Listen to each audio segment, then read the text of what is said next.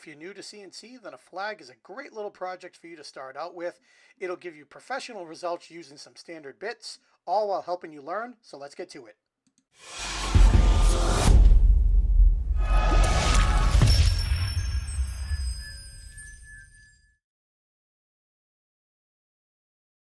So first, let's begin by gluing up what's needed to make the flag.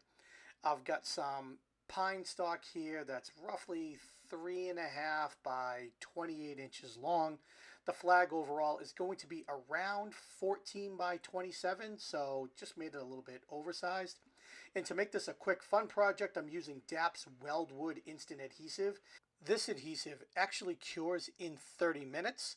So I put it in clamps, and after 30 minutes, I came by, unclamped it, and it was actually fully cured and ready for sanding. For sandpaper, I'm actually using Orca abrasives. It's their new purple disc line.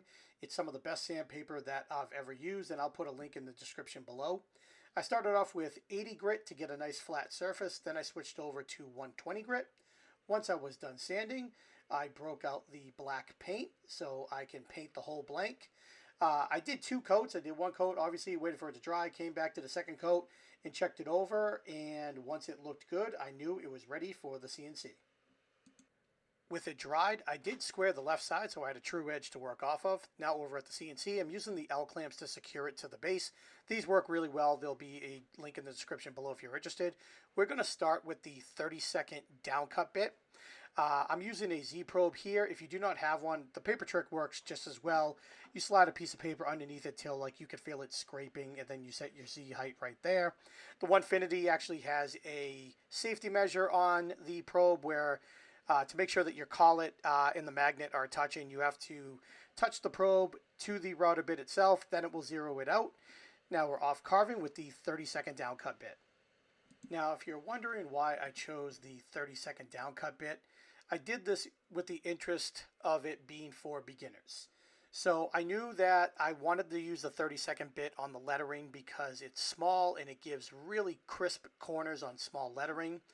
And I didn't want to do a bunch of different bits showing this for beginners, and I didn't want to get into using a bigger bit to hog off a lot of waste and then come back with a smaller bit for detail. So honestly, it became a set it and forget it. The whole thing carved just fine with the 30-second, so I had no problem just letting it run for the whole logo, and it came out great. Crisp corners everywhere, nice and clean. Next, we're going to move on to the 1/8 inch downcut. This is actually an 1/8 inch downcut long reach bit. As you can see, it's got a longer cutter head. If you wanted to just cut through thicker materials, you could do that.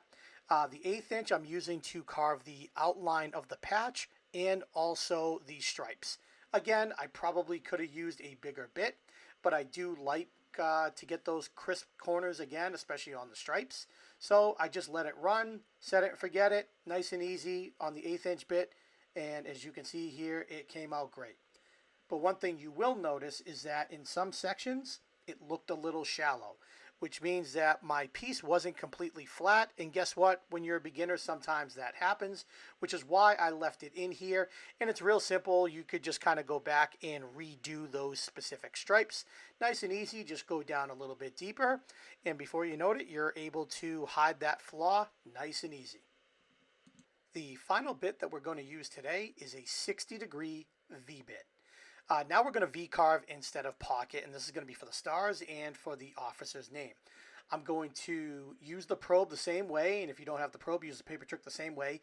But this time, after I get my original Z height, I'm going to lower it to Z0, and then I'm going to raise it 40 thousandths, 0.040, and make that my new height.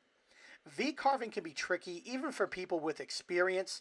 So as a rule of thumb, just with any bit, I start off shallow because I can always rerun it and set the depth a little bit deeper each time until I get the look that I want to go for. But if you go too deep at first, you can't exactly go shallow and you ruin the piece. So it's real easy to start off shallow and see, how it's coming out or how much more you might have to go down. Sometimes, when you're looking at it on your computer, it's hard to kind of translate how the V-carve will look on your project. So it's a good rule of thumb for me. It's worked really well. And in the end, I've always been happy with the look just by creeping up on it. And that's it. She's all done.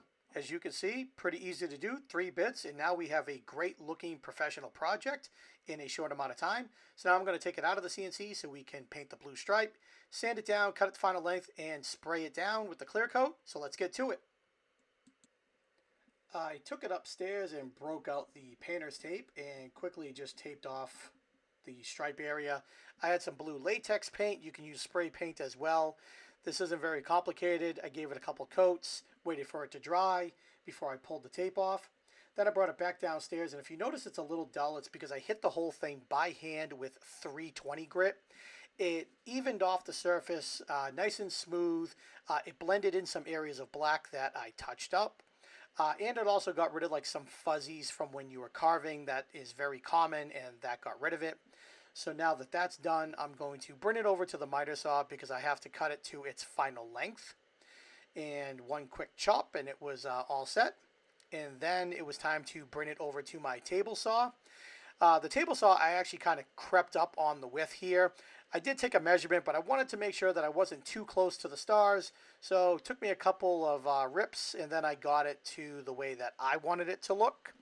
Once that was done, it was back over to the bench.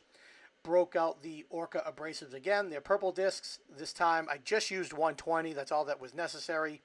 I cleaned up all 4 edges nice and quick. Painted them and then hit it again with 320 by hand just so everything was smooth and blended in. And then this was ready for clear coat.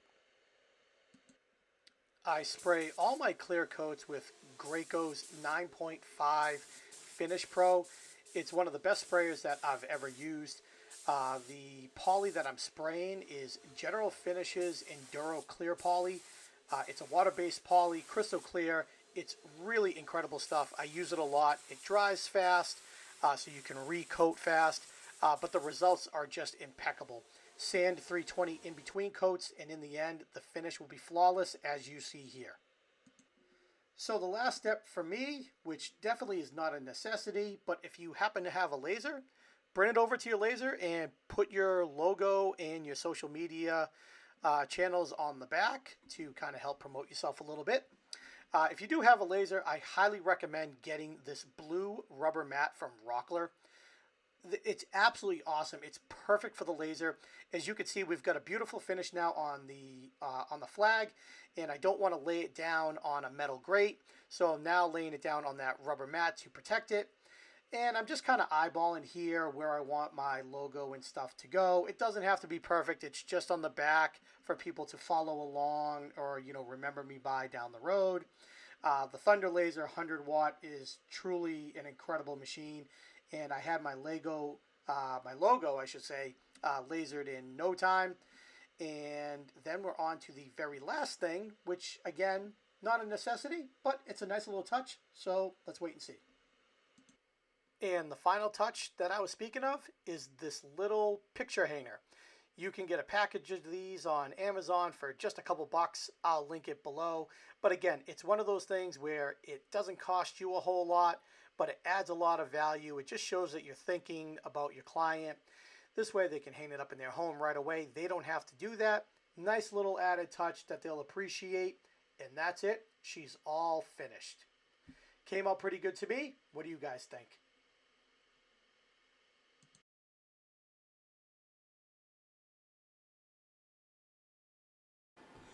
So that's it, guys. Thanks very much for following along on this build. As you can see, pretty simple, especially if you're new to CNC. This is a great first project to start off with. I'm going to leave all links in the description below for the bits. I'll even put an SVG of a blank flag for you to start out with. So everything that I use will be linked below. Comment, ask as many questions as you want. Happy to answer. Thanks very much for watching. We'll see you next time.